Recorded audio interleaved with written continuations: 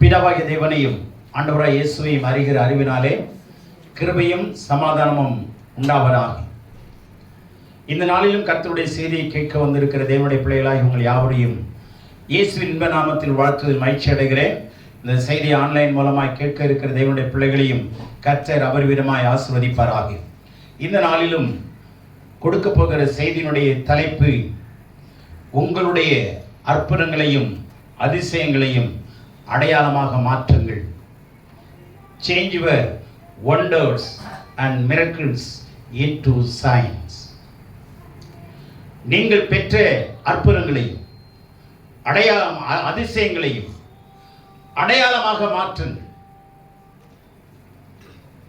அற்புதங்களை பெற்றுக்கொள்ளுகிறோம், அதிசயங்களை பெற்றுக்கொள்ளுகிறோம். அற்புதங்கள் அதிசயங்கள் என்ன? நம்மளுடைய திறமைக்கு மிஞ்சி, நம்மளுடைய புத்திக்கு அப்பாற்பட்டு நடக்கிற நிகழ்வுகள் தான். ஆண்டவரால் செயல்படுத்தப்படுகிற நிகழ்வுகளுக்கு பேரு தான் அதிசயம். இயற்கைக்கு அப்பாற்பட்ட விதத்தில் அல்லது இயற்கையின் விதிகளுக்கு எதிர்மறையாக செயல்படுகிற வல்லமைக்கு பேர் தான் அற்புதங்கள் அல்லது அதிசயம்.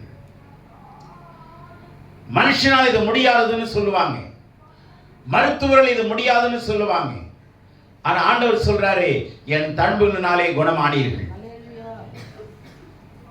மருத்துவர்கள் சொல்றது உண்மை, வேதம் சொல்லுகிறது சத்தியம். உண்மைகள் மாறலாம், ஆனால் சத்தியம் ஒரு காலம் மாறாதது, மாற்றப்படவும் முடியாது. ஆகவே அற்புதங்களையும் அதிசயங்களையும் கடவுள் அன்றைய காலத்திலிருந்து இதுவரைக்கும் அவரை நம்புகிறவர்களுக்கு நம்பாதவர்களுக்கு செய்து கொண்டேதான் இருக்கிறார். சூரியன் எடுத்துங்க, நல்லவர்களுக்கு வெளிச்சம் கொடுக்குது, தீயவர்களுக்கு வெளிச்சம் கொடுக்குது. ஏன்னா நம்முடைய ஆண்டவர் மனுஷரிடத்தில் பட்சபாதம் உள்ளவர் அல்லவே. மழையை எல்லாருக்கும் தான் கொடுக்கிறார். நன்மையானது எதையும் கடவுள் மறைக்கிறவர் அல்ல, எல்லாருக்கும் தாராளமாக கொடுக்கிறவர். ஆனால் அற்புதங்களை அதிசயங்களையும் அவரை நோக்கி வந்தவர்களுக்கு மாத்திரம் ஆண்டவர் செய்கிறார். அல்லேலூயா. நீங்க கவனிச்சீங்கன்னா, ஆண்டவர் அவருடைய நாட்களிலே ரோம அரசாங்கம் வல்லரசாக இருந்தது. உலக அளவிலே அது 6வது மிகப்பெரிய வல்லரசு, ரோம வல்லரசு. அந்த நாட்களிலே யூதருடைய பாரம்பரியத்திலே, யூத மக்கள் மத்தியிலே அல்லது யூத குலத்தில் ஆண்டவர் இயேசு பிறந்தார். அந்த யூத குலத்தாருக்குள்ளே, யூத ஜனங்களுக்குள்ளே இருந்த ஒரு பழக்க வழக்கம், கலாச்சாரம் என்னன்னு சொன்னா, 5 விதமான மக்களை சேர்க்க மாட்டாங்க, ஒதுக்கி வைப்பாங்க. அவங்க ஜனமா இருந்தாலும், அவங்க சொந்த ஜனமா இருந்தாலும் இந்த 5 விதமான மக்களை ஒதுக்கி வைப்பார்கள். யாரார? நம்பர் 1 மேய்ப்பர்கள், சேர்க்க மாட்டாங்க. 2வது வரி வசூலிக்கிறவங்க, 3வது மீனவர்கள், 4வது பெண்களை, 5வது குஷ்டரோகிகள். பெண்களை சேர்க்க மாட்டாங்கன்னா என்ன அர்த்தம்னா, வீட்டில் இருப்பாங்க, ஆனா பெண்களுடைய பேரத்தில் கொண்டு வர மாட்டாங்க, முன்னிலைப்படுத்த மாட்டாங்க. இப்ப ஆபிரகாம் ஈசாக்கு பெற்றான்னு இருக்கு. ஆக்சுவலா யார் பெற்றது? சாரல் தானே. ஆனா இயேசுவை பெற்றது மாத்திரம் யாருன்னு போட்டிருக்கிறாங்க? ஏன்னா அந்த இயேசுவை பெற்றெடுத்ததுனால அந்த அம்மா பேரை போட்டுட்டாங்க. ஆக யூதருடைய பாரம்பரியத்தின்படி பெண்களை முன்னிறுத்த மாட்டாங்க. ஆனா இப்ப ஆதாமுக்கு பிறந்த பிள்ளைகள் 2, காயின், ஆபேல். சரியா? ஆனா ஆண் பிள்ளைகள் மாத்திரம் இல்ல, பெண் பிள்ளைகளும் பிறந்தார்கள். அது எழுதப்படலை. இதுதான் அவனுடைய கலாச்சாரம். ஆனால் யாரெல்லாம் இந்த ஜனங்கள் ஒதுக்கினார்களோ அவங்களெல்லாம் தான் கர்த்தர் முதல்ல அழைத்தார். முதலாவது அறிவிப்பை யாருக்கு தான் கொடுத்தாரு? மேய்ப்பர்களுக்கு தான். ஏன்னா அவங்க முழிச்சுக்கிட்டு இருக்கிறதுனால இல்ல, ஒதுக்கப்பட்டவர்களை கடவுள் சேர்த்துக் கொள்ளுகிறவர், மடங்கடிக்கப்பட்டவர்களை கர்த்தர் தூக்கி விடுகிறவர், விதவைகளை ஆதரிக்கிறவர். அதே மாதிரி வரி வசூலிக்கிறவர்களை ஏத்துக்க மாட்டாங்க. ஏன்னா ரோமருக்கும் யூதர்களுக்கு நடுவே இருந்து யூதருடைய மக்களையே வச்சு யூதர்கிட்ட வரி வாங்கி ரோமர்கிட்ட கொடுக்கிறவங்க. இவங்க எந்த ஒரு பண்டிகையும் ஆசிரிக்க வரமாட்டாங்க. மீனவர்களா இருந்தாலும் ஆடு மேய்க்கிறவர்களா இருந்தாலும் இவங்க எல்லாம் பண்டிகைக்கு எந்த ஒரு பண்டிகையும் வர முடியாது. அவங்க வேலையை விட்டுட்டு அதனால அவங்களை ஒதுக்கிடுவாங்க. ஆனா ஆண்டவர் பாருங்க, ஒதுக்கப்பட்டவர்கள் எல்லாம் சேர்த்துக்குள்ள வந்தா. அந்த மாதிரி குஷ்ரோகிகள் பாருங்க, ஊருக்கு புறம்பா தான் இருக்கணும், பாளையத்துக்கு புறம்பா தான் இருக்கணும், வீடு ஊருக்குள்ள வரக்கூடாது. ஆனா கர்த்தர் அவங்க இடத்துக்கு போகல, ஆனா அவங்க எல்லாம் ஆண்டவர் இருக்கிற இடத்துக்கு வந்தாங்க. உடனே ஆண்டவர் ஏற்றுக்கொண்டார். அல்லேலூயா. ஆண்டவர் ஏற்றுக்கொண்டார். கட்டாயப்படுத்துகிறவர்கள நீங்க விரும்பி வாங்க, விசுவாசித்து வாங்க, நம்பிக்கையோட வாங்க, நான் உங்களை விடுதலையாக்குவேன். அற்புதங்களை செய்தார், குருடர்களை பார்வையடை செய்தார், செவிடர்களை கேட்க செய்தார், சப்பானிகளை நடக்க செய்தார், குஷ்ரோகிகளை சுகமாக்கினார். தண்ணீரை நம்ம என்ன பண்ணுவோம், ஒரு 50 லிட்டர் திராட்சை ரசம் இருக்கு, நம்ம ஃபேமிலியில ஒரு ஃபங்க்ஷன் வச்சிருக்கிறோம், 70 பேர் வந்துட்டாங்க, திராட்சை ரசம் கொஞ்சம் கொஞ்சமா மெலிசா மாறும். இதுதான் நாம செய்யற அற்புதம். ஆரம்பத்தில் இருக்கிற டேஸ்ட் எல்லாம் கொஞ்சம் கொஞ்சமா குறையும். திக்கா சாம்பார் வச்சிருப்போம், 10 பேர் வந்துட்டானா சாம்பார் மெலிஞ்சிரும். நான் தான் சொல்றேன், இந்த டெக்னிக்ல நம்ம செய்வோம். ஆனா ஆண்டவர் பாருங்க, முந்தி கொடுக்கப்பட்ட ரசத்தை காட்டிலும் பிந்தி கொடுக்கப்பட்ட ரசம் மிகுந்த ருசி உள்ளதா இருந்தது, மிகுந்த ருசி உள்ளதா இருந்தது. அதுல இருக்கிற விஷயங்களை மறைபொருளை கவனிச்சு பார்த்தா ஆச்சரியமா இருந்தது. ஜாடியில தண்ணி எடுத்து ஊத்துங்க சொன்னாரு வேலைக்கார இடத்துல. வேலைக்காரர்கள் தண்ணி எடுத்து ஊத்திட்டாங்க. ஜாடியெல்லாம் கழுவிட்டு, அது உங்களுக்கு தெரியும், இந்த காணாமல் கல்யாணத்துல ஜாடியெல்லாம் கழுவிட்டு சுத்தப்படுத்திட்டு அதுல தண்ணியை நிரப்புங்கனாரு. தண்ணியை நிரப்பிட்டாங்க. இப்ப ஆண்டவர்கிட்ட வந்து சொல்றாங்க, தண்ணியை நிரப்பிட்டு ஆண்டவரேன்னு சொல்றாங்க. அடுத்த வார்த்தைக்கு எதிர்பார்க்கிறாங்க. ஆண்டவர் என்ன சொல்ல வர்றார்? என்ன மாதிரி எல்லாரும் சொல்லப்பட்டாங்க, என்ன சொல்லிட்டு போனாங்க, அவர் என்ன சொல்லுகிறாரோ அதன்படி செய்யுங்கள். இதான் மரியாள் சொன்ன வார்த்தை. கீழ்ப்படிஞ்சிட்டாங்க. இப்ப அவர் என்ன சொல்றாரு, தண்ணியை அதை கழுவுங்க, கழுவியாச்சு, தண்ணியை ஊத்துங்க, தண்ணி ஊத்தியாச்சு. இப்ப அந்த தண்ணியை ஜெபம் பண்ணாரா, அல்லது நீங்களே ஜெபம் பண்ணி கொண்டு போய் கொடுங்க, நீங்களே ஜெபம் பண்ணி தண்ணியை கொடுங்கன்னு சொன்னாரா? சொல்லல. தண்ணியை ஊத்தியாச்சுன்னு சொன்னாரு. இப்போ மொண்டு கொண்டு எங்க போய் கொடுங்க, பந்தி விசாரிப்பு காரணத்தில் கொடுங்கன்றாரு. தண்ணி தானே யாருக்கு நேயா கொடுக்க சொல்றீங்க? நம்மளா இருந்த கேள்வி கேட்டிருப்போமா இல்லையா?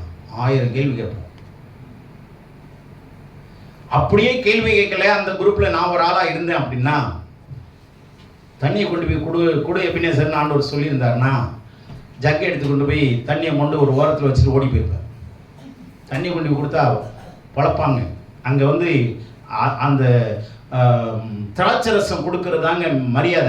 அந்த கலாச்சாரத்தில் எந்த ஃபங்க்ஷன்ல எது கொடுத்தாகணும், அது குறைப்பட்டு போச்சுன்னா மான மரியாதைலாம் போயிடும், அந்த வீட்டோட மான மரியாதை.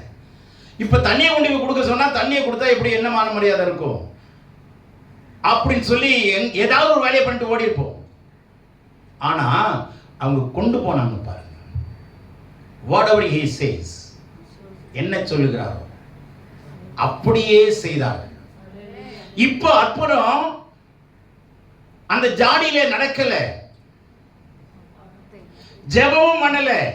அப்பத்தை எடுத்தாரு, வானத்தை அண்ணாந்து பார்த்து என்ன பண்ணாரு, ஜெபம் பண்ணி ஆசீர்வதித்து பிட்டு கொடுத்தார். ஆனா இந்த தண்ணியை ஜெபம் பண்ணல, நீங்களே ஜெபம் பண்ணுங்கடான்னு சொல்லல, கொண்டு போய் கொடுங்கன்னு சொல்றாரு. ஒவ்வொரு இடத்துலையும் ஆண்டவருடைய நடத்துதல் ரொம்ப வித்தியாசமா இருக்கும். கேள்வி கேட்காதீங்க, கேளுங்க, தப்பு இல்லை. ஆனா எப்ப கேட்கணுமோ அப்ப கேளுங்க. ஆண்டவர்கிட்ட கேள்வியை கேட்கல.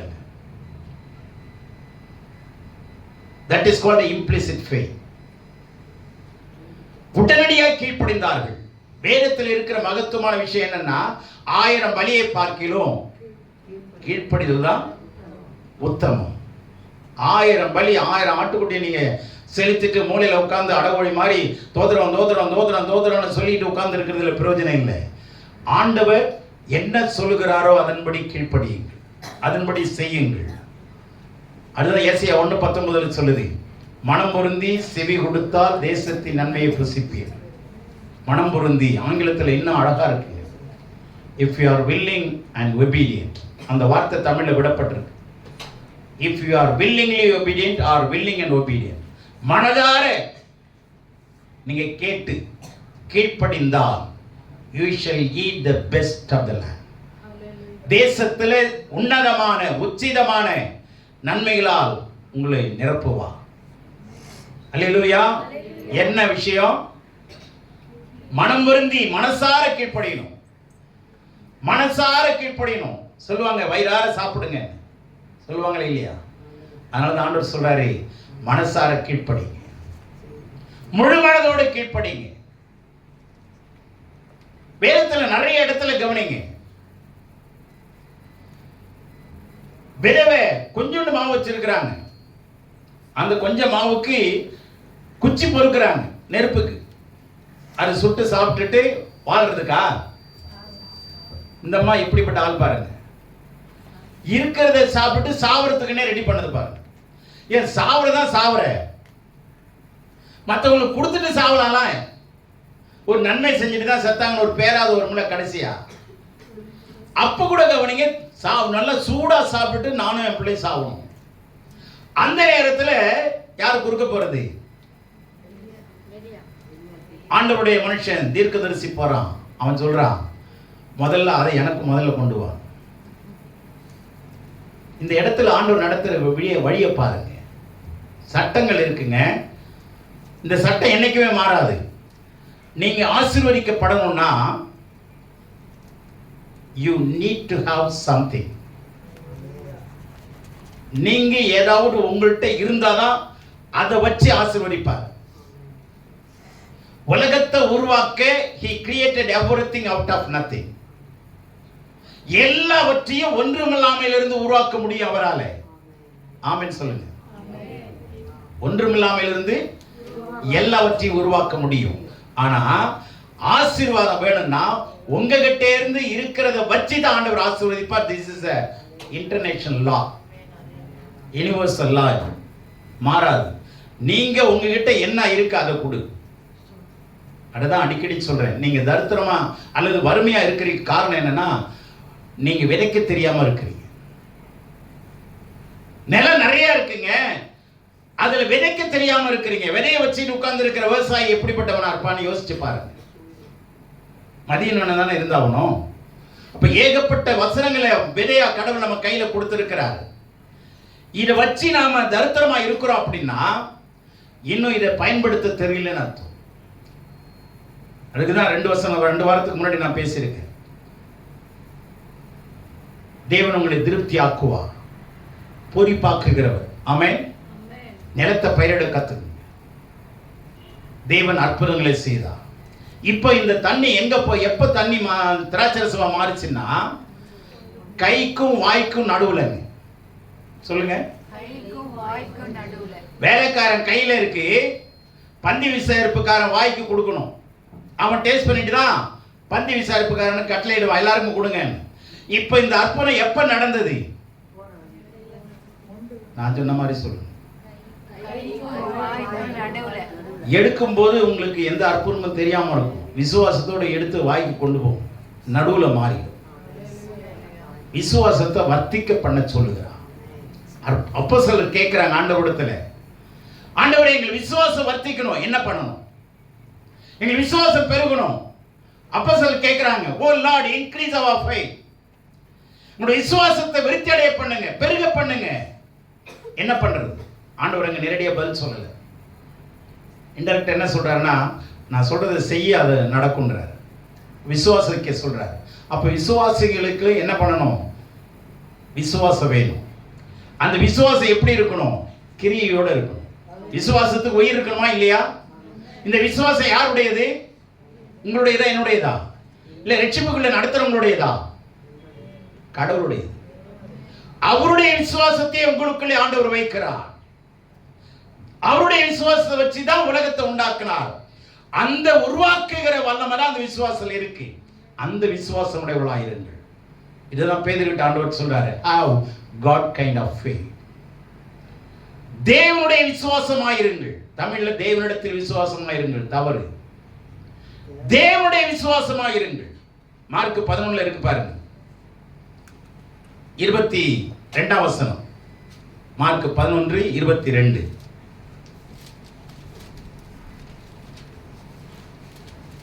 இயேசு அவர்களை நோக்கி தேவனிடத்தில் விசுவாசம் உள்ளவர்களாய் இருங்கள். ஆனா பேதுரு தான் கேட்கிறார் கேள்வி. ஆனா எல்லாருக்கும் பதில் சொல்றாரு. கவனிங்க, கூட இருக்கிற எல்லாருக்கும் பதில் சொல்றாரு. Hello Peter, don't be worried, கவலைப்படாத, நான் சொல்றதை கேளு. என்ன? எவனாகிலும் இந்த மலையை பார்த்து. நல்ல கவனிங்க, அங்க என்ன சொல்றாரு?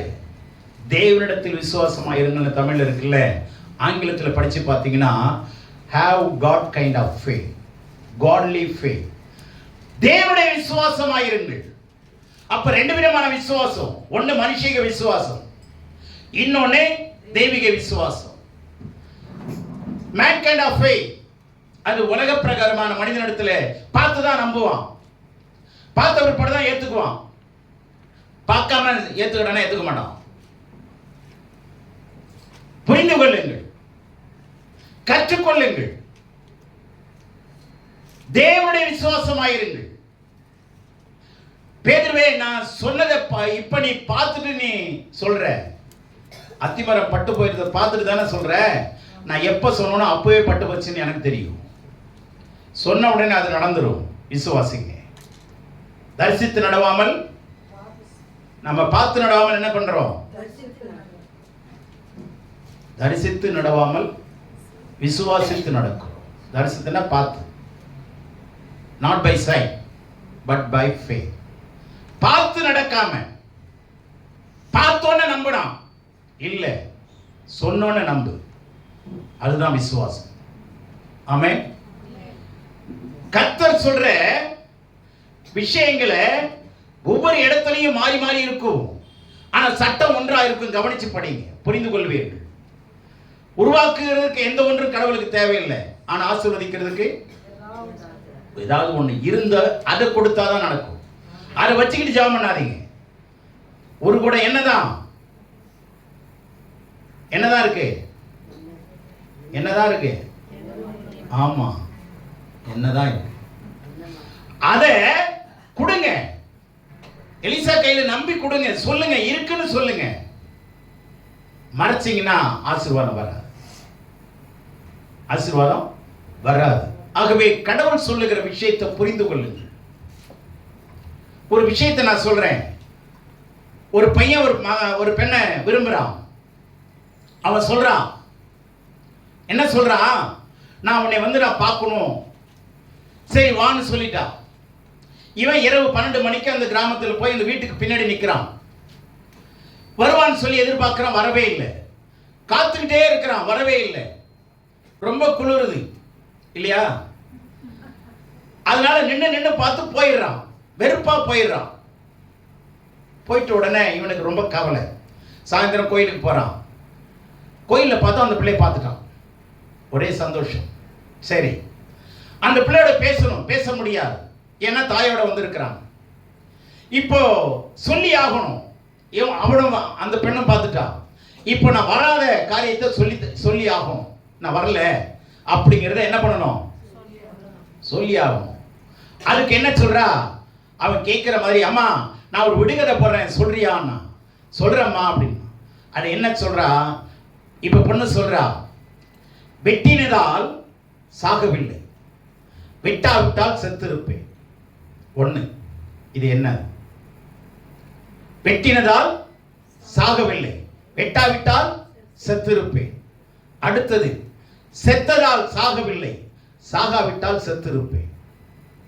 இரண்டாவது.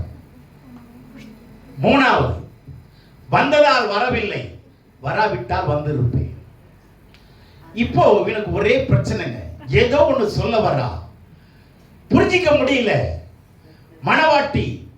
மணவாட்டிய வரப்போறவ ஏதோ ஒண்ணு சொல்றா, மணவாளனாய்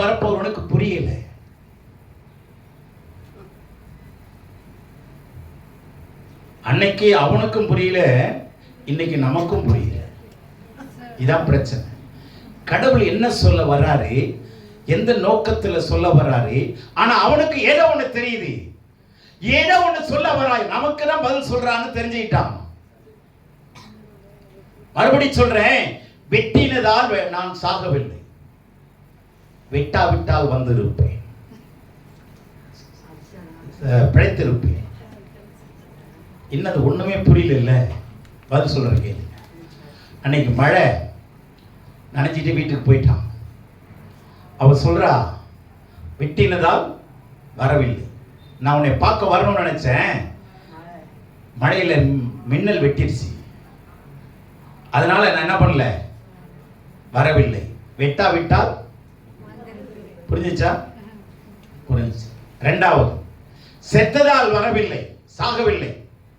செத்ததால் நான் சாகவில்லை, சாகாவிட்டால் சத்து இருப்பேன். என்னது அது? மழையில தண்ணியில நடந்து வந்தேன், நடுவில் ஒரு பாம்பு, அது மேல காலை வச்சா பயந்துட்டேன், நல்ல வேளை அது செத்துருச்சு. செத்ததால் நான் சாகவில்லை, சாகாவிட்டால் நான் வந்திருப்பேன், செத்திருப்பேன். அப்போ ரெண்டாவது கதை புரிஞ்சிச்சா? மூணாவது சொல்றா, வந்ததால் வரவில்லை, வராவிட்டால் வந்திருப்பேன். எங்க அப்பா ஊருக்கு போயிருந்தாரு, மழையில மாட்டிட்டு லாஸ்ட் பஸ்ல ஏறி நனைஞ்சிட்டு வந்ததுனால நான் வர முடியல, அவர் வரலன்னா வந்திருப்பேன். புரிஞ்சா? இப்ப என்ன கேள்வின்னா, இதெல்லாம் உனக்கு எப்படியா தெரியும்? படிங்க, புத்தகங்களை படிங்க, வேதங்களை படிங்க. கடவுள் சொல்றாரு, பேசுறாரு, புரிந்து கொள்ளுங்க. வசனங்களை அங்கே இங்கே தேடி புரிந்து கொள்ளுங்கள். இப்ப நான் வசனத்துக்கு வரேன். தேவனுடைய விசுவாச உடலா இருந்தாதான் இதெல்லாம் கற்றுக்கொள்ள முடியும். ஆகவே இங்கே கல்யாணத்துல வர்றாரு, தண்ணீர் திராட்சரசம் எப்ப மாறிச்சு? ஆன் தி வேல. ஆமென். குஷ்ரோகியை பார்த்தாரு, அவங்க தொட்டு சோமாக்குவாங்கன்னு எதிர்பார்த்தாங்க, ஆனா தொடவே இல்லை. ஆண்டவர் ஜெபமும் பண்ணல, நேரடியா கட்டளையிடுறாரு, ஆசாரியனுக்கு போய் உன்னை காண்பின்றாரு. ஆசாரியனத்துல போய் உன்னை காண்பி. இவனுக்கு எப்படி இருக்கும்? ஏற்கனவே அழுகி உடம்பு மோசமா, அதாவது மிக ட்ரெட்ஃபுல் டிசீஸ் எதுன்னா அவன் கண்ணுக்கு எதிராக அவன் சரீரம் சாகிறது தாங்க, மோசமான வியாதி. நிக்கிறான், கடவுள் காப்பாற்றுவாரு. அந்த நேரத்தில் வந்து அங்க காட்டு இங்க போய் காட்டுனா எதுக்கு ஆண்டவரே? நீங்க சோமம் வேணா பண்ணுங்க, இல்லைன்னா போயிடணும் சொல்லவே இல்லை. அவர் சொன்னபடியே போனார்கள், போகையில் சுகமடைந்தார்கள். விசுவாசத்து போங்க, அற்புதம் நடக்குங்க. நடந்த பிற்பாடு போறேன், குணமாக்கிட்டா நான் சாட்சி சொல்றேன். சத்தியமா நீ சொல்ல மாட்டேன். குணமாக்கினா சாட்சி சொல்ல வேண்டிய அவசியம் இல்லை, அதான் தெரிஞ்சு போச்சு, நல்லா ஆயிட்டேன், அப்புறம் என்ன சாட்சி வாங்க? முதல்ல விசுவாசித்து நடவுங்கள். ஆமென். கர்த்தர் எனக்கு சுகம் கொடுத்துட்டாருன்னு விசுவாசித்து வாங்க. பலவீனமா இருந்தது அதனால இருந்துட்டேன் சொல்லாதீங்க, வாங்க, சுகமா அடைஞ்சிருவீங்க. தோல்விகரமான வார்த்தைகளை பேசாதீங்க, வெற்றியை பேசுங்க, பதில பேசுங்க. Speak your answer, pray your answer, then you will receive right answer in right time. ஆமென். சரியான நேரத்தில் சரியான பதிலை நீங்க பெற்றுக்கொள்வீங்க. தோல்விகரமான வார்த்தைகளை பேசாதீங்க. இப்ப ஆண்டவர் இந்த தண்ணீரை என்னவா மாற்றிட்டாரு? திராட்சரசமா மாற்றிட்டாரு. இதான் முதல் செய்த அற்புதம்னு வேதம் சொல்லுது. இந்த 11 வசனம் பாருங்க, 2:11. யோவான் 2:11. இவ்விதமாக இயேசு இந்த முதலாம் அற்புதத்தை கலிலேயாவில் உள்ள கானா ஊரிலே செய்து நம்முடைய மகிமையை வெளிப்படுத்தினார். கவனிங்க, இவ்விதமாக இயேசு இந்த முதலாம் அற்புதத்தை கலிலேயாவில் உள்ள கானா ஊரிலே செய்தார்.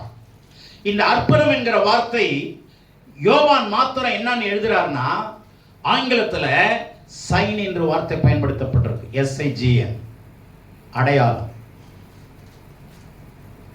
அற்புதம்னு தமிழ்ல இருக்கு. எபிரேயத்துல மெஃபோத், மோஃபெத்னு அர்த்தம்.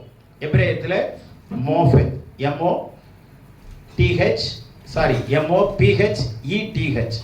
மோஃபெத். அப்படின்னா அற்புதங்கள்னு அர்த்தம். இந்த அற்புதங்கள் வார்த்தைக்கு எபிரேயத்திலே என்ன அர்த்தம் கொடுக்கப்பட்டிருக்கிறதுனா, இது ஒரு டோக்கன் மாதிரி, இது ஒரு அடையாளம்னு சொல்றார். அற்புதங்கிறது என்ன? அற்புதங்கள், அடையாளங்கள், அற்புதங்கள், அதிசயங்கள் என்னது? அடையாளம். Is a sign. அற்புதம் பெற்றீங்களா? சந்தோஷம். அடுத்த அற்புதத்துக்கு எதிர்பார்க்காது. அடுத்த அற்புதம் என்ன தெரியுமா? நம்ம ஒரு அற்புதம் பெற்று இன்னொரு அற்புதத்துக்கு எதிர்பார்ப்போம். ஆண்டவர் சொல்றாரு, என்ன அர்த்தம் தெரியுமா? அற்புதம் பெற்ற நீ அடுத்தது நீ அடையாளமா மாறுவதுதான் அடுத்த அற்புதம். நான் சொன்னது புரிஞ்சுச்சா? அற்புதம் பெற்றுக்கொண்டோம் அப்படின்னா அந்த அற்புதத்தை பெற்றுக்கொண்டே வாழ்நாளெல்லாம் இருந்தால் வேலைக்கு ஆகாது. It's good for nothing. You have to grow in faith. We have to live in faith. விசுவாசத்துல வாழுங்க, விசுவாசத்துல வளர பிரயாசப்படுங்க. அடுத்த அற்புதத்தை எதிர்பார்க்காதீங்க. அற்புதம் பெற்ற உடனே அந்த அற்புதத்தை அடையாளமா மாத்துங்க. அற்புதம் பெற்ற உடனே அடையாளமா மாத்துங்க. என்னென்ன அற்புதம் பெற்றவன அடுத்த அற்புதத்தை எதிர்பார்ப்போம். அப்ப நீங்க என்ன பண்ணுவீங்க? எப்ப பார்த்தாலும் அற்புதத்தையே எதிர்பார்த்துக்கிட்டு இருப்பீங்க. ஆனா ஆண்டவர் என்ன சொல்றாரு? அற்புதத்தை எதிர்பார்க்காத, நீயே அற்புதமா மாறு. நீயே என்னுடைய அடையாளமாய் மாறு. You are my sign post. உதாரணத்துக்கு சொல்றேன். நைட் 12 மணிக்கு போறோம், கார்ல போயிட்டு இருக்கிறோம். ஒரு ஜங்ஷன் வந்துருது. அந்த ஊர் எந்த பக்கம்னு தெரியல. இப்ப ஜிபிஆர்எஸ் இருக்கு, அழகா காட்டிடுது. அப்ப காட்டும்போது கூட நாங்க ஒரு இடத்துல மாட்டிக்கிட்டோம். அது வேற இடம் காட்டுது, நாங்க வேற இடத்துல திரும்ப வேண்டியதா இருக்கு. ரொம்ப சிக்கலாயிடுச்சு. நைட் 12 மணிக்கு ஆளுங்களே இல்லை, என்ன பண்றதுன்னு தெரியல. அந்த காலத்துல இதெல்லாம் கிடையாது, சரியா? இந்த வழிகாட்டி எல்லாம் கிடையாது. அப்ப என்ன பண்ணுவாங்கன்னா, ஜங்ஷன்ல ஒரு 4 சந்திப்பு இருக்கு பாத்தீங்களா? அந்த சந்திக்கிற இடத்துல என்ன பண்ணி வச்சிருப்பாங்க? பதாகைகள் எழுதி வச்சிருப்பாங்க. ஒவ்வொரு டைரக்ஷன்லயும் இந்த ஊரு இந்த பக்கம் இருக்கு, இந்த பக்கம் இந்த ஊருன்னு எழுதி வச்சிருப்பாங்க. இப்போ அது இரவு பகலா அது வழிகாட்டிட்டே இருக்கா இல்லையா? ராத்திரி பகலா அந்த போஸ்டர் வழிகாட்டிட்டே இருக்கா இல்லையா? பகல்ல காட்டி நைட்ல தூங்கிக்குதா போஸ்ட்? ஆள் இருந்தாலும் இல்லாட்டினாலும் என்ன பண்ணிட்டே இருக்கு? அது மாதிரி வழிகாட்டிகளாய் மாறுங்கள். சைன் போஸ்ட் இருக்குல்ல, அது மாதிரி ராத்திரி பகலா ஜனங்களுக்கு எப்படி மாறுங்க? ஆமா, அதுதாங்க அடையாளம். புரிஞ்சா புரியலையா? அடுத்த அடையாளத்துக்கு, அற்புதத்துக்கு எதிர்பார்க்காதீங்க. நீங்களே அடையாளமா மாறிட்டீங்கன்னா அடுத்தவன் உங்களை பார்ப்பான். நீங்க சுவிசேஷம் சொல்ல வேண்டியது இல்லை. உங்க வாழ்க்கையை பார்த்துட்டு அவன் ஏத்துக்கணும் ஆண்டவரை. உங்க குணத்தை பார்ப்பான். ஏற்கனவே வெற்ற ஆளுவரு இப்போ இந்த மாதிரி அமைதலா இருக்கிறாரு, எப்படிடா கேட்பாங்க 4 பேர். உன்னால எப்படி அமைதலா இருக்க முடியுது? அருவாளும் கையை வச்சிருந்தியே, அருவாளும் கையுமா இருந்தியே, இப்ப என்ன? இப்பவும் அருவாளும் கையுமா இருக்கிற. என்ன? வார்த்தையாகிய அறிவாளை நான் வச்சுக்கிட்டு இருக்கேன். அந்த வார்த்தையை வச்சு வெட்டிக்கிட்டே இருக்கிறேன். துன்மார்க்கத்தை, பிரச்சனையை, பாவத்தை, எனக்கு இருக்கிற பொல்லாத பாவத்தை. அல்லேலூயா. அற்புதத்தை எதிர்பார்க்காதீங்க. நீங்களே அற்புதமாக மாறுகிற பலகையாய் மாறுங்க. அப்படி செய்யலைன்னா நம்ம சாதாரணமான ஒரு ஆளா இருப்போம், அல்லது ஆண்டவரை அறியல, சரியா முறைப்படி அறியலன்னு அர்த்தம். முறைப்படி அறிஞ்சவங்க ஆண்டவர் விட்டுட்டு போகவே மாட்டார். என்ன நடந்தாலும் சரி. பேதுருகிட்ட சொல்றாரு, என்னோட உபதேசம் கடினமா இருக்கா, போயிடுது. தயவுசெய்து வாங்க வாங்கன்னு கெஞ்சலுங்க. ஆண்டவரே, என்னோட உபதேசம் கடினமா இருக்கா, நீங்களும் போக மனது உண்டானால் go ahead, போயிரு, என்னை பின்பற்ற வேணாம். அப்போ பேதுரு சொல்றாரு, யாரிடத்தில் போவோம் ஆண்டவரே? ஜீவனுள்ள வார்த்தை உம்மிடத்தில் அல்லவா இருக்கிறது. தெய்வத்தை அறிந்து கொண்டவங்க என்ன நடந்தாலும் போகவே மாட்டாங்க.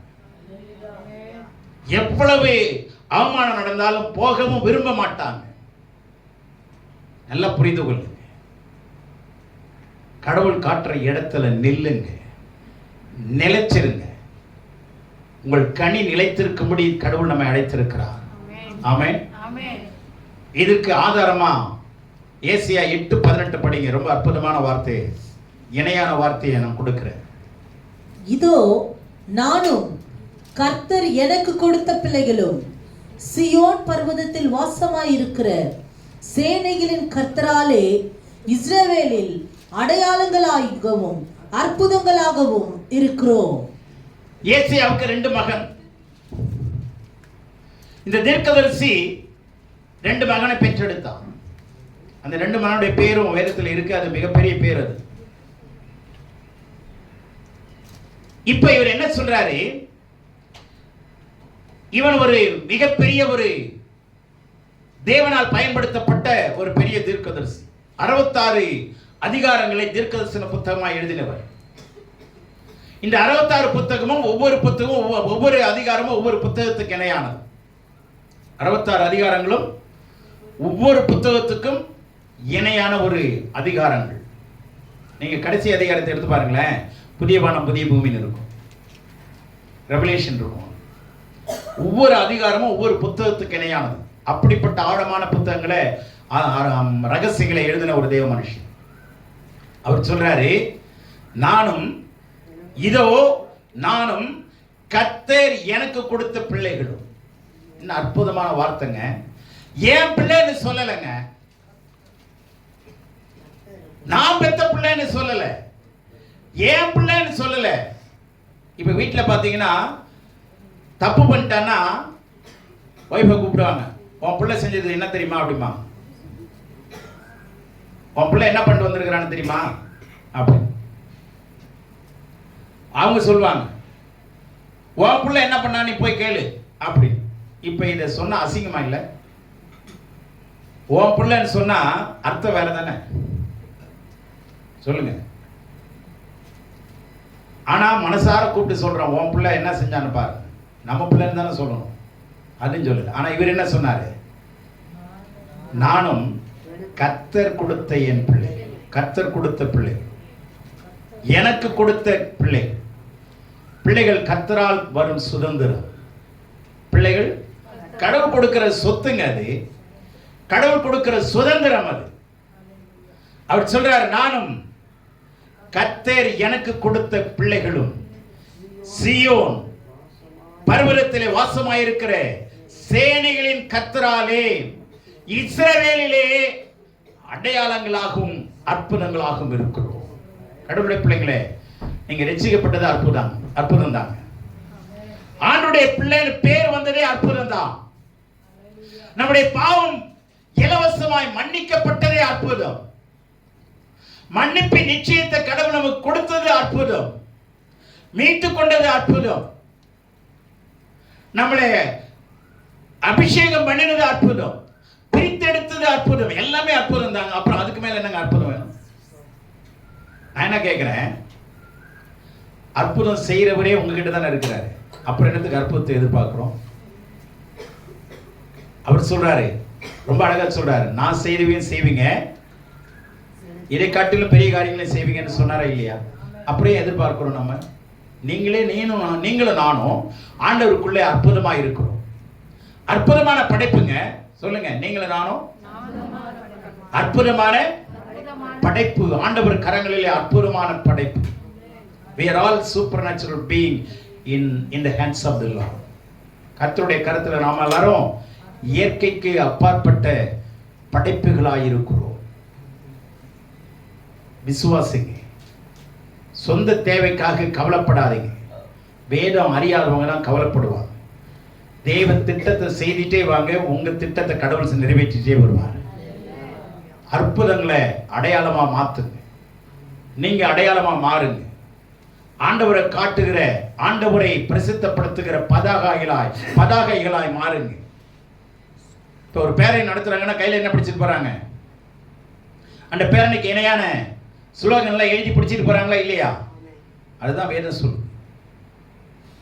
நான் உங்களை ஒவ்வொருத்தரும் ஒரு சைன் போஸ்டா வச்சிருக்கிறேன். ஜனங்கள் உங்களிடத்தில் வருவார்கள். என்னுடைய வீடு சகல ஜனங்களுக்கும் ஜெப வீடு என்று எண்ணப்படும். இந்த இடம் மாத்திரம் ஜெப வீடு நினைக்க, உங்க இங்க இருக்கிற ஒவ்வொரு இடமும் ஜெப வீடு தாங்க. நீங்க வாழுகிற ஒவ்வொரு இடமும் என்னதான்? ஜெப வீடு மாத்துங்க. அதுக்கு உதாரணமா சொல்றேன், கவனிங்க. ஏன்னா இப்ப ஏசியா சொல்றாரு, நானும் கர்த்தர் எனக்கு கொடுத்த பிள்ளைகளும். இஸ்ரவேல் பருவத்தில் இஸ்ரவேலுக்குள்ளே எல்லா ஜனங்களுக்குள்ளே நாங்க எப்படி இருக்கிறோம்? அடையாளமா இருக்கணும். என் பிள்ளைகள் அடையாளமா வரணும், என் பேர பிள்ளைகள் அடையாளமா வரணும், என்னுடைய மனைவி மக்கள் எல்லாம் அடையாளமா இருக்கணும். இஸ்ரவேலிலே சகல ஜனங்களுக்கும் மோசே, கவனிங்க, அவன் தண்ணியில தூக்கி எறியப்பட்டவன். ஆனா கர்த்தர் கொண்டு வந்து அடையாளமாக மாற்றினார், ஒரு தேச தலைவனாய் மாற்றினார். அல்லேலூயா. எங்கெங்கேயோ தூக்கிட்டு வர்றாருங்க. நீங்க யாரோ நான் யாரோ, ஆனா ஆண்டவருடைய ரத்தத்தினாலே ஒரே கொடையின் கீழே கீழே வந்திருக்கமா இல்லையா? எவ்வளவு அற்புதங்க. அதுக்கு நன்றி சொல்லிட்டே இருக்கு. Be thankful to God always. கடவுளுக்கு நன்றி சொல்லுங்க, அதுவே ஒரு அற்புதம். அல்லேலூயா. ஆகவே அற்புதத்தை நீங்க பெற்றது மாத்திரம் இல்லை, அடையாளமா மாறணும். அடுத்தது புரிஞ்சதை நான் சொல்றது, உங்க வாழ்க்கை அடையாளமா மாறணும், உங்களுடைய வார்த்தை அடையாளமா மாறணும், உங்களுடைய செயல் இயேசுவை காண்பிக்கணும், ரிஃப்ளெக்ட் பண்ணணும், ஆண்டவரை வெளிப்படுத்தணும். உங்களுடைய பார்வை ஆண்டவரை வெளிப்படுத்தணும், உங்களுடைய நடை உடை ஆண்டவரை வெளிப்படுத்தணும். பரிசுத்த நடைகள், பரிசுத்த பேச்சுகள், வாழ்க்கையிலே உண்மை, கொடுக்கல் வாங்கலிலே உண்மை, நடைமுறை வாழ்க்கையிலே உண்மை. எல்லா இடத்திலும் கர்த்தரை உண்மையா ஆராதியுங்கள்.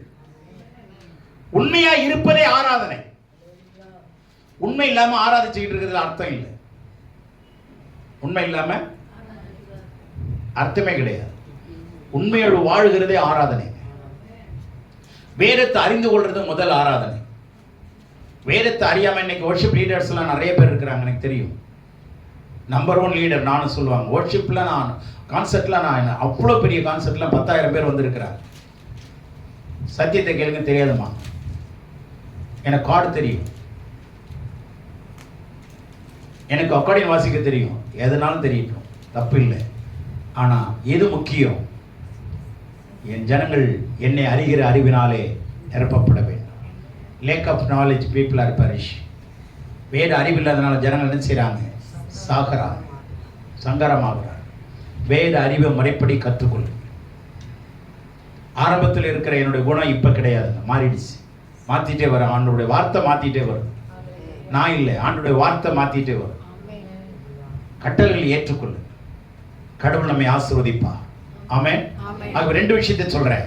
இப்ப புதிய ஏற்பாட்டில் கவனிங்க. ஆண்டவர் என்ன செய்தார்? சீஷர் என்ன செய்தார்? சீஷர்களும் சாட்சியாய் வாழ்ந்தார்கள். அடையாளமாய் வாழ்ந்தார்களா இல்லையா? அப்போஸ்தலர்களா மாறினாங்களா? அற்புதங்களை செய்தாங்களா? இயேசு செய்தது போல செய்தாங்களா? அப்ப அடையாளமா வாழ்ந்துட்டாங்கல்ல? வாழ்ந்துட்டாங்களா இல்லையா?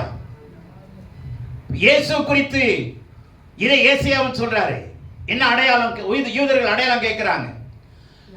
அடையாளத்தை கேட்கிறீங்களே அப்படின்னு சொல்லிட்டு ஏசாயா 7:14 சொல்றாரு. அவள் ஒரு கன்னியை கற்பவதியாகி ஒரு குமாரனை பெறுவாள். ஆதலால் ஆண்டவர் தாமே உங்களுக்கு ஒரு அடையாளத்தை கொடுப்பார். அடையாளத்தை கொடுப்பார். இதோ ஒரு கன்னிகை கற்பவதியாகி, இதோ ஒரு கன்னியை கற்பவதியாகி ஒரு குமாரனை பெறுவாள். அவருக்கு இம்மானுவேல் என்று பெயரிடுவாள். இம்மானுவேல். இம்மானுவேல் இல்ல, வேலெல்லாம் எடுத்துருங்க, ஏல் சேர்த்து. இம்மானுவேல், தானியேல், சாமுவேல். சரி, அப்போ இம்மானுவேல் என்று பேர் அடையாளம். ஆண்டவர் அடையாளமா மாறினாரா? சொல்லுங்க, மாறினாரா இல்லையா? சரி, இப்போ மனுஷ அடையாளமா மாறினது இன்னொரு பர்டிகுலரா சொல்லி முடிச்சிடுறேன். மத்தேயு 39:40 படிங்க. 12ஆம் அதிகாரம் 31ஆம் வசனம். அவர்களுக்கு அவர் பிரதியுத்தரமாக, அவர்களுக்கு இயேசு பிரதியுத்தரமாக, இந்த பொல்லாத விபச்சார சந்ததியார் அடையாளத்தை தேடுகிறார்கள். அடையாளத்தை தேடுகிறார்கள். ஆனாலும் யோனா தீர்க்கதரிசியின் அடையாளமே அன்றி வேறே அடையாளம் இவர்களுக்கு கொடுக்கப்படுவதில்லை. இப்ப கவனிங்க, யோனா தீர்க்கதரிசி ஒரு அடையாளமாய் மாறினான். என்ன அடையாளம்? இயேசுனுடைய மரணத்திற்கும் உயிர்த்தெழுதலுக்கு அடையாளமாய் மாறினான். யோனா இரவும் பகலும் 3 நாள் ஒரு பெரிய மீனின் வயிற்றில் இருந்தது போல மனுஷகுமாரனும் இரவும் பகலும் 3 நாள் பூமியின் இருதயத்தில் இருப்பார். நல்ல கவனிங்க, யோனா எப்படி இயேசு கிறிஸ்துவுடைய மரணத்துக்கும் உயிர்த்தெழுதலுக்கும் சாட்சியாய், விளம்பர பலகையாய், பதாகையாய், அடையாளமாய் மாறினான். ஆனா 3 இரவும் 3 பகலும் இத காலப்போக்கில் மாத்திட்டாங்க. குட் ஃப்ரைடேல கொண்டு வந்து ஆரம்பிச்சு ஈஸ்டர் சண்டேல முடிச்சிட்டாங்க. அதுவும் வேதத்தின்படி சரியில்லை. 3 இரவு வராது, 3 பகல் வராது. வெள்ளிக்கிழமை ஈவினிங் அடக்கம் பண்ணனா இரவும், சனி இரவு 2 இரவு தான் வரும். 3ஆவது இரவு காண போச்சு. அப்படி பார்த்தீங்கன்னா பகல் எத்தனை? சனிக்கிழமை 1 நாள் தான் பகல், மீதி 2 பகல் எங்க போச்சு? பண்ணிக்கிட்டான். ஆனா ஆண்டவர் என்ன சொன்னாரு? 3 இரவு 3 பகல். அது புதன்கிழமையில இருந்து ஈவினிங்ல இருந்து ஆரம்பிங்க. புதன்கிழமை ஈவினிங்ல இருந்து சனிக்கிழமை ஈவினிங் வரைக்கும் 3 இரவு வந்துடும், 3 பகல் வந்துடும். அந்த பார்த்தீங்கன்னா 3 இரவு 3 பகல் சரியா இருக்கும். அதுல ஒரு கேள்வி கேட்டாங்க, அப்ப 4ஆம் நாள் உயிர்த்தெழுந்தார்னு சொல்லலாமா அப்படின்னு. பைபிள் காலேஜில் ஒருத்தர் கேட்டார், ஐயா 3 இரவு 3 பகல் முடிஞ்சு அவர் உயிர்த்தெழுந்தாரா 4ஆம் நாள் உயிர்த்தெழுந்தார்னு சொல்லலாமான்னாரு. சொல்லக்கூடாது. நல்ல கேள்வி தானே, சொல்லக்கூடாதுன்னு. ஏன் அப்படின்னாரு, ஏன்னா 3ஆம் நாள் உயிரோடு எழுந்திருப்பார்னு சொல்றாரு. சரிங்களா? சொல்லக்கூடாது. சத்தியத்துக்கு விரோதமா எங்கேயுமே போகக்கூடாது. ஆனா ஆண்டவர் எப்பொழுதுமே டைம் கான்சியஸோட இருந்தாருங்க. ரொம்ப டைம் கான்சியஸ். ஒரு மில்லி செகண்ட் கூட அவருடைய வாழ்க்கையில் என்ன ஆகாது, மிஸ் ஆகாது. அப்ப என்ன நடந்துச்சுன்னா, இப்ப நமக்கு 12 மணி வருது பார்த்தீங்களா, மிட் நைட், இரவு 12 மணி தாண்டின உடனே அடுத்தது நமக்கு அடுத்த நாள் ஆரம்பிக்குது இல்ல. அந்த 12 மணி எதுல எப்படி வந்து காட்டும்? டிஜிட்டல் இதுல கிடையாதுல 0 காட்டுமா? அந்த 0 முடியறதுக்குள்ளே எழுந்துட்டார். முடிஞ்சா? புரிஞ்சிச்சா? அந்த 0 முடிஞ்சு 1 வந்தாதான் அடுத்த நாள் ஆரம்பிக்குதுன்னு அர்த்தம். புரிஞ்சதா புரியலையா? அந்த முடியறதுக்குள்ளே ஆண்டவர் கரெக்டா இருந்தாருங்க. ஆக 4ஆம் நாள்னு சொல்ல முடியாது. அல்லேலூயா. புரிஞ்சா புரியலையா? ஆண்டவர் எப்பொழுதுமே சரியானவர், ஒழுக்கம் உள்ளவர், வெல் டிசிப்ளின்ட் லைஃப் அவர் ஃபாலோ பண்ணவர். மிஸ் ஆகவே ஆகாது. நான் சொல்ல வர கருத்தை மறந்துடாதீங்க. அற்புதம் பெற்றிருக்கிறீங்க. நீங்க அடையாளமா மாறலன்னா you have to give an account in the day of judgment. கர்த்தருடைய நாளிலே நியாய தீர்ப்பு கணக்கு கொடுத்தாகும். அற்புதம் பெற்ற நீங்க அடையாளமா மாறு. நடைபெணமா இருக்க கூடாது. ஏதோ நான் வந்தே போன இல்ல,